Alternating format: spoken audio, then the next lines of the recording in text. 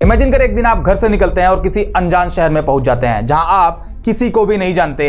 आप किस हाल में हो, क्या कर रहे हो, कोई हाल खैरियत लेने वाला नहीं होता। और एक दिन उस अनजान शहर में आपके साथ एक हादसा हो जाता है और कोई आपका सारा सामान, पैसे, कपड़े, बैग सब कुछ छीन कर भाग जाता है। अब आपके पास कुछ भी नहीं है और खाली पेट, खाली जेब आपका पहला दिन गुजर जाता है। दूसरा दिन आते आते आपको तेज भूख का एहसास होने लगता है। सामान तो चोरी हो चुका है, जेब में पैसे नहीं है, खाना खाने के लिए कोई रास्ता तक नहीं बचा है। दूसरा दिन भी खत्म होता है और अब आता है तीसरा दिन। भूख इतनी तेज होती है कि बस आप किसी भी तरह कुछ खाना चाहते हो। खाने के लिए इधर उधर भटकना शुरू करते हो कि कहीं कुछ तो मिल जाए खाने के लिए। और इसी बीच आपकी नजर एक लंबी लाइन पर पड़ती है। मालूम करते हो तो ये पता चलता है कि आगे कोई एनजीओ वाले हैं जो भूखे लोगों को खाना खिला रहे हैं। ये सुनकर आपको थोड़ी सी तसल्ली होती है कि चलो अब कम से कम खाना तो मिल ही जाएगा। लेकिन जब लाइन पर नजर डालते हो तो लाइन काफी लंबी होती है और आप भी उसी लाइन में खड़े हो जाते हो। एक एक करके लोगों को खाना मिलता है और लाइन धीरे धीरे खाने के स्टॉल की तरफ बढ़ती है और कुछ टाइम बाद आप भी खाने के स्टॉल पर पहुंच जाते हो। खाने के लिए हाथ फैलाते हो तो स्टॉल पर खड़ा इंसान जो खाना बांट रहा होता है वो आपके सामने एक कंडीशन रख देता है। खाना तभी मिलेगा जब आप जय श्री राम बोलोगे या फिर अल्लाहू अकबर कहोगे। अब आपके सामने दो कंडीशन होती है। सबसे पहली आपकी भूख जो आपकी जान तक ले सकती है और दूसरी स्टॉल पर खड़े इंसान की कंडीशन, जय श्री राम या फिर अल्लाहू अकबर बोलना ही पड़ेगा। क्योंकि आप किसी ऐसे रिलीजन को फॉलो करते हो जिस वजह से आप जय श्री राम या अल्लाहू अकबर नहीं कह सकते हो। उस टाइम आपको क्या ख्याल आएगा? उस पर्टिकुलर टाइम में आप क्या चूज करोगे, खाना या फिर धर्म? इसका जवाब अभी थोड़ी देर में आपको खुद ब खुद मिल जाएगा। अभी रिसेंटली एक ऐसा ही इंसिडेंट सामने आया। मुंबई का टाटा हॉस्पिटल, जहां पूरे इंडिया से लोग क्रिटिकल मेडिकल इमरजेंसी में अपने पेशेंट को लेकर पहुंचते हैं। शहर अनजान होता है, कोई जान पहचान वाला नहीं होता। पेशेंट तो हॉस्पिटल में होता है लेकिन उसके फैमिली मेंबर हॉस्पिटल के बाहर ही रहते हैं। और टाटा हॉस्पिटल के पास एनजीओज चैरिटी के नाम पर उन्हें खाना बांटा करती हैं। उनके स्टॉल लग जाते हैं, लोग खाना लेने के लिए लाइन में खड़े हो जाते हैं, उनका नंबर आता है और उन्हें खाना दे दिया जाता है। अगर आप गौर करोगे तो आपको समझ आएगा कि जो इंसान खाने के लिए घंटों लाइन में खड़ा है उसकी भूख, उसकी मजबूरी उससे ये सब करवा रही। नहीं तो कौन खाने के लिए लाइन में घंटों खड़े रहेगा और अपने नंबर का वेट करेगा। खैर, हमेशा की तरह एक एनजीओ टाटा हॉस्पिटल के पास खाने का स्टॉल लगाता है। लोग खाना लेने के लिए लाइन में खड़े भी हो जाते हैं। एक सीनियर सिटीजन जिनकी एज अराउंड 65 to 70 ईयर्स के आसपास होगी वो खाना बांट रहे होते हैं। अमूमन इस एज ग्रुप के किसी भी इंसान के पास लाइफ का अच्छा खासा एक्सपीरियंस होता है। लाइफ के अप एंड डाउन फेज की अच्छी खासी समझ डेवलप भी हो चुकी होती है। अंकल खाना बांट रहे होते हैं। एक लेडी जो कि मुस्लिम होती है वो भी खाने के लिए लाइन में खड़ी होती है। उसका नंबर आता है तो अंकल खाना लेने के लिए उसे कंडीशन बताते हैं, खाना तभी मिलेगा जब तुम जय श्री राम बोलोगी। क्योंकि लेडी मुस्लिम थी और बोलने से मना करती है तो अंकल बड़े रूड बिहेव के साथ लेडी को एक एक जवाब देते हैं लेकिन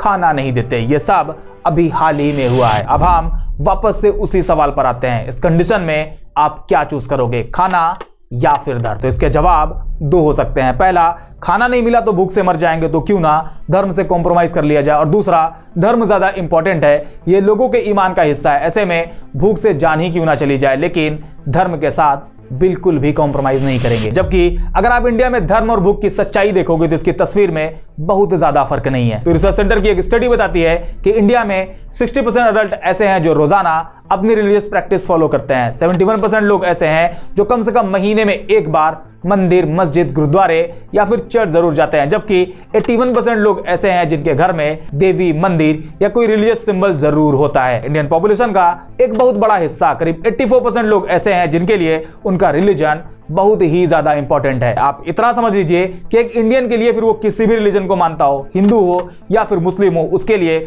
उसका धर्म उसकी लाइफ का एक इंपॉर्टेंट पार्ट है। रिलीजन को लेकर उनके सेंटिमेंट बहुत ही ज्यादा हाई हैं, इतना ज्यादा कि धर्म को लेकर वो कुछ भी करने को तैयार हैं। कुछ भी मतलब कुछ भी। जबकि अगर इंडिया में भूख की कंडीशन देखी जाए तो ग्लोबल हंगर इंडेक्स GHI की एक रिसेंट रिपोर्ट के अकॉर्डिंग इंडिया 127 देशों की लिस्ट में 105 नंबर पर आता है। कंडीशन यह है कि पिछले कई सालों से लगातार इंडिया की 80 करोड़ पॉपुलेशन गवर्नमेंट की तरफ से दिए जा रहे फ्री राशन पर डिपेंड हो चुकी है। मतलब अगर गवर्नमेंट राशन देना बंद कर दे तो कितने लोगों के घर में खाना बनना बंद हो जाएगा, हालात कितने भयानक हो जाएंगे ये आप सोच भी नहीं सकते। ऐसे में अगर धर्म और भूख दोनों को एक साथ देखा जाए तो एक इंडियन के लिए दोनों जरूरी है। जहां भूख उसकी मजबूरी है तो वहीं धर्म उसके लिए जरूरी है। और अगर वो इनमें से किसी से भी कॉम्प्रोमाइज करता है तो आप समझ सकते हो कि वो उसके लिए कितने तकलीफ की बात होती है। अगर कोई कहता है कि जय श्री राम या अल्लाह अकबर बोलो तभी खाना मिलेगा, तो ये उसकी मजबूरी का फायदा उठाना है। वो खाने के लिए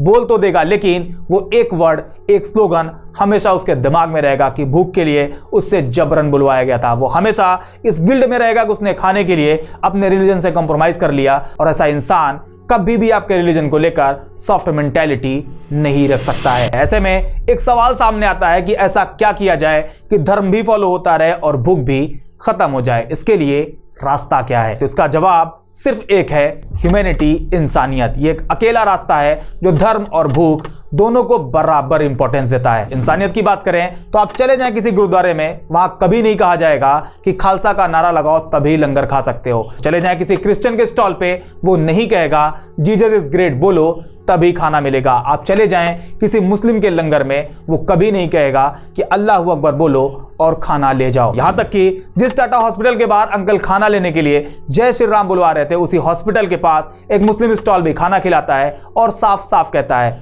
भूख लगी है खाना खाओ, आपको अल्लाह अकबर कहने की जरूरत नहीं है। ऐसे में जो भी इंसानियत के साथ लोगों की मदद करता है उसे ही चैरिटी कहा जाता है। और चैरिटी का मकसद सिर्फ एक होता है, लोगों की सेवा करना और बदले में पुण्य कमाना। एनजीओस का रिटर्न प्रॉफिट सिर्फ एक होता है, पुण्य, नेकी। इसके अलावा और कुछ भी नहीं। और जो भी इंसान, जो भी एनजीओ धर्म, जाति, ऊंच नीच, नफरत, इन सब से ऊपर उठकर लोगों की मदद करती है, वो ही रियल चैरिटी है। और अगर कोई धर्म, जाति, ऊंच नीच, नफरत, इनमें से एक भी पर अगर सिलेक्टिव तरीके से लोगों की मदद करता है तो वो चैरिटी बिल्कुल भी नहीं, बल्कि वो एक एजेंडा है। ये अंकल एनजीओ के नाम पर जो कर रहे थे और उसे चैरिटी का नाम दे रहे थे, दरअसल ये चैरिटी है ही नहीं, ये तो अपना एजेंडा चला रहे थे। चैरिटी के नाम पर ये पुण्य नहीं कमा रहे थे, बल्कि चैरिटी के नाम पर ये नफरत बांट रहे थे, किसी दूसरे की रिलीजियस सेंटिमेंट को हर्ट कर रहे थे। और हैरत की बात यह है कि यह सब धर्म के नाम पर हो रहा था। यहां आपको समझना होगा कि आखिर आपका धर्म कहता क्या है,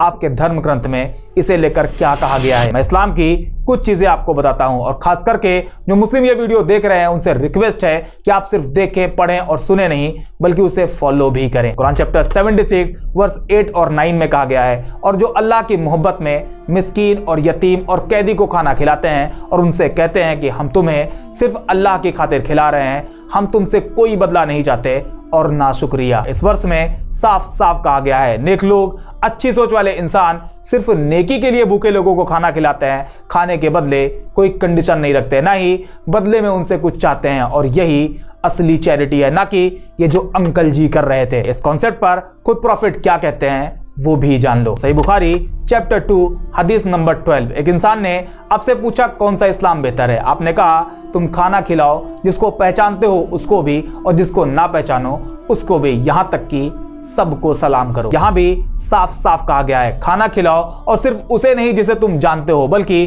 जिसे नहीं जानते उसको भी खिलाओ। वो कौन है, क्या है, किस रिलीजन को फॉलो करता है, इस्लाम को मानता है या नहीं मानता, ये कंडीशन नहीं बताई गई। भूखा है, खाना चाहता है तो मोहब्बत से खिलाओ। टाटा हॉस्पिटल के पास इनका यह कहना कि भूख लगी है खाना खाओ, अल्लाह अकबर कहने की जरूरत नहीं, ये है असल चैरिटी। और अगर आप भी चैरिटी करके पुण्य कमाना चाहते हो, नेकी हासिल करना चाहते हो, तो याद रखो रास्ता हमेशा इंसानियत का होना चाहिए। उम्मीद करते हैं आज की ये वीडियो आपको जरूर पसंद आई होगी। अगर हाँ तो लाइक और कमेंट जरूर करते हैं। बाकी असल इस्लाम क्या है ये जानने के लिए आप मेरी ट्रू इस्लाम प्लेलिस्ट की ये वीडियो जरूर देखें, आपको जरूर पसंद आएगी। आज के वीडियो में इतना ही, मिलते हैं नेक्स्ट वीडियो में एक और इंटरेस्टिंग टॉपिक के साथ।